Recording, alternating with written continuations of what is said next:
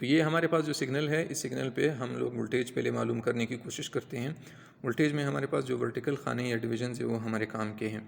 तो हम ये देखते हैं कि एक खाना कितने वोल्ट का है। अगर हम लोग यहाँ गौर करें तो ये जो हमने सेट किया हुआ है 0.5 वोल्ट पर हमने एक खाने को सेट किया हुआ है। तो इसमें हम ये लोग ये देखेंगे कि वर्टिकली हमारे पास दो खानों, दो पीक्स के बीच में कितना डिस्टेंस है। और अब जैसे यहाँ पर देखें हम लोग, तो हमारे पास ये एक डिवीज़न, ये दूसरा डिवीज़न और ये तीसरे का भी कुछ पोर्शन आ रहा है। तो अगर ये 0.5 वोल्ट को रिप्रेजेंट कर रहे हैं तो इसका मतलब है कि ये 0.5 एक हो जाएगा, 0.5 दूसरा, यानी ये 1 वोल्ट और 1 से थोड़ा सा ऊपर 1.2 या 1.3 वोल्ट है। अच्छा, इसको अगर हम लोग ये थोड़ा सा हम 1 वोल्ट पर ले आएँ तो हमें ये चीज़ और ज़्यादा वाज़ेह या क्लियर हो जाएगी। अब अगर हम लोग गौर करें, जैसा कि मैंने आपको बताया था, अभी सिग्नल थोड़ा छोटा हो गया है, तो ये हमारे पास पीक जो है ना, वो अब एक डिवीज़न 1 वोल्ट को रिप्रेजेंट कर रहे हैं। तो हमारे पास अगर हम लोग गौर करें, ये पीक टू पीक वैल्यू जो है ना 1 वोल्ट से थोड़ी सी ज़्यादा है, आगे आ रही है। तो इसकी मदद से हमें वोल्टेज पता चल गया।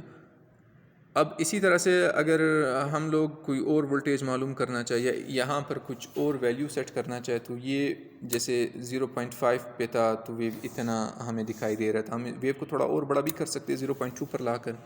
अब यहाँ पर हर डिवीज़न जो है ना वो 0.2 वोल्ट को, या हर खाना 0.2 वोल्ट को रिप्रेजेंट करता है। अभी भी हम खानों की तादाद गिनेंगे, फिर उस खानों को 0.2 वोल्ट से मल्टीप्लाई करेंगे तो हमें वही वोल्टेज मिल जाएगा जो कि 1 पॉइंट समथिंग है, 2 या 3 वगैरह।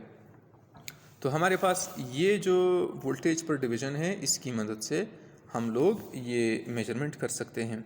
अब दूसरा जो इम्पोर्टेंट हिस्सा है इसका, वो ये है कि हम लोग टाइम पीरियड मालूम करें।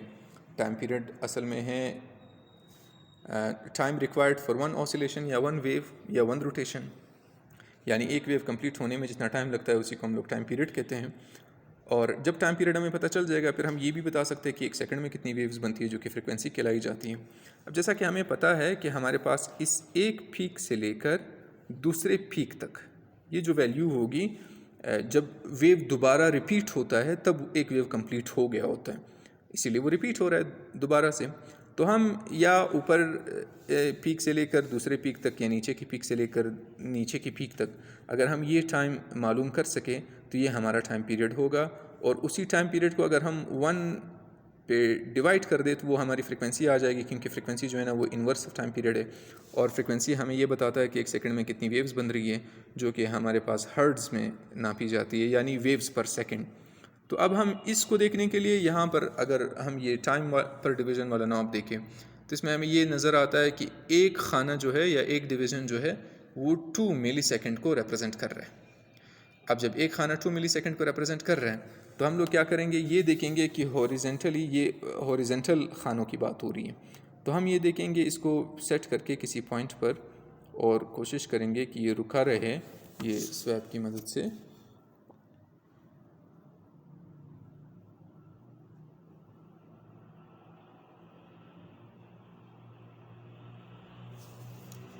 ये अब तकरीबन स्टेशनरी है, तो इसको हम लोग यहाँ से थोड़ा सा आगे कर देते हैं, इसको फ़िक्स पोजीशन पर ले आएँ। अब इसके एक पीक से लेकर दूसरे पीक तक अगर हम लोग गौर करें तो तकरीबन ये 2 खाने जो है ये एक बार फिर से पोजीशन कर लेते हैं। ये हो गया पोजीशन। अब ये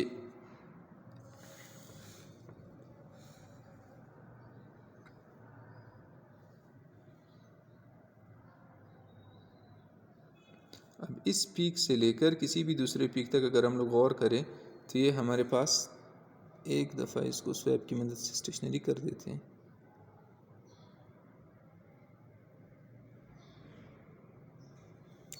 हाँ, ये स्टेशनरी तकरीबन अब हो गया है।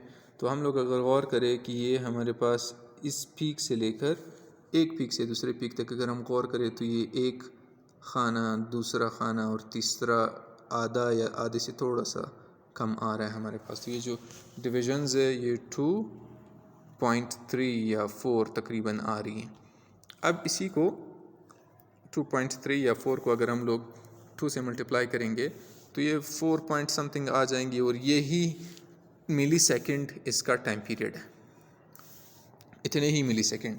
अच्छा, यहाँ पर अगर हम इसको थोड़ा सा बदल दें, यानी इसको अगर हम लोग एक डिवीज़न को 1 मिली सेकेंड कर दें तो वो वेव थोड़ा ज़्यादा जल्दी जल्दी बनने लगता है। इसके बजाय अगर हम एक डिवीज़न को 5 मिली सेकेंड कर दें तो हमें यहाँ पर फिर नज़र आएगा कि अब पीक्स जो है ना वो ज़्यादा करीब करीब हो गई हैं। वो करीब करीब इसलिए हो गई है क्योंकि अब हमारे पास एक डिवीज़न जो है ना वो 5 मिली सेकेंड को शो कर रहा है। तो इस पर अगर हम लोग गौर करें वो तकरीबन 5 मिली सेकेंड का डिफरेंस ही आ रहा है। तो ये हमारे पास कैलकुलेशन में आसानी हो जाएगी। इस पर गौर करने के बाद अगर हम देखें दो डिवीजन्स के बीच में, इसको अगर हम एक पॉइंट पर फोकस कर सकें,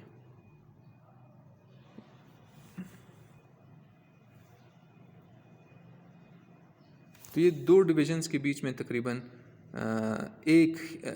दो पीक्स के बीच में तकरीबन एक ही डिवीज़न आ रहा है जो कि 5 मिली सेकेंड का है। तो इससे हमें ये चीज़ पता चलती है कि हमारे पास यहाँ पर वेव्स जो एक वेव के बनने का जो टाइम है या दो पीक्स के बीच का जो टाइम है वो 5 मिली सेकेंड का है, यानी time period of the wave is 5 millisecond. 5 millisecond के इस टाइम पीरियड से हम फ्रीक्वेंसी निकाल सकते हैं। 1 पे डिवाइड करने के बाद हमारे पास फ्रीक्वेंसी आ जाएगी।